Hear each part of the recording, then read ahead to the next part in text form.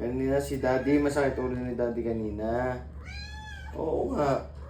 Kaya nakatulog ako. Sabi ko nakatulog ako, set ng ulo ko.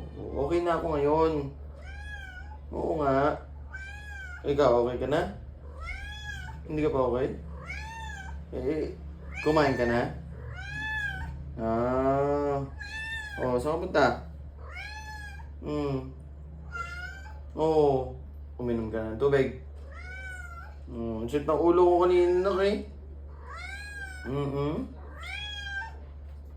Sit ng ulo ko kanina. Nakatulog si Daddy. Kanina. Dito sakit dito. Dito sakit dito ako ano si Daddy, tawag dito, work si Daddy sa ulo Daddy. Oo. Wala! Wala! Ito naman.